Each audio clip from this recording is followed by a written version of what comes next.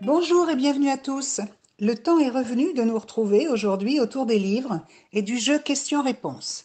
Nous enregistrons de nombreuses réponses et merci pour votre participation que nous allons récompenser. Et oui, au bout de la 5e vidéo, la personne qui nous aura fait parvenir le plus de bonnes réponses se verra offrir un cadeau surprise.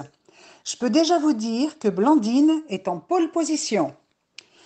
Alors voilà, vous êtes prêts pour notre 3e rencontre littéraire ? Voici ce que je vous propose aujourd'hui. Un livre léger, drôle et émouvant à la fois. Il faut trouver le titre de l'ouvrage. Alors je vous livre un petit résumé. C'est l'histoire de 6 personnages qui ont 80 ans, qui vivent depuis plus de 60 ans dans le même quartier. C'est donc un groupe d'octogénaires qui sert de base au récit. Le maire a décidé de les déloger pour construire une école.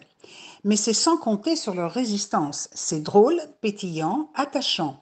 À travers le récit de l'auteur, nous suivons leur bataille. Ils racontent leur vie tout entière. Mais chut, je m'arrête là.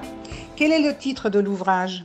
Et l'auteur est une romancière française née en 1977, vivant près de Bordeaux. Pour changer un peu, je vous propose un roman policier. L'intrigue se déroule au bord du bassin, au Cap Ferret, à l'Herbe, à Gujan. Agnès est morte sur le chaland familial quand elle était au parc à huit de l'Aillon, le long du chenal de l'île aux Oiseaux. Elle était belle, fière, mais infidèle et volage. Son mari l'aimait plus que lui-même. C'est un éleveur d'huîtres, il est dur à l'ouvrage. Le voici incarcéré car tous les soupçons se portent sur lui. Il est défendu aux assises par le ténor du barreau de Bordeaux, maître Casanova. Alors l'auteur, je vous donne son nom, il s'agit de Bernard Casaubon, c'est un ancien avocat d'assises. Il a 2 passions, ce monsieur, sa profession d'ostréiculteur à Lège-Cap-Ferret, où il vit, et son envie d'écrire. Voici une piste pour reconnaître le titre de son premier roman. Il publie aux éditions Vent Salé. Alors pour le 3e roman, c'est un petit peu plus difficile à découvrir. Il s'agit d'un roman d'aventure. C'est un roman d'une rare puissance, une fresque extraordinaire sur l'arrivée d'une petite Italienne qui a cru au rêve américain. Dans les années 1909, elle arrive à New York à 15 ans, après avoir déjà vécu un certain nombre d'épreuves.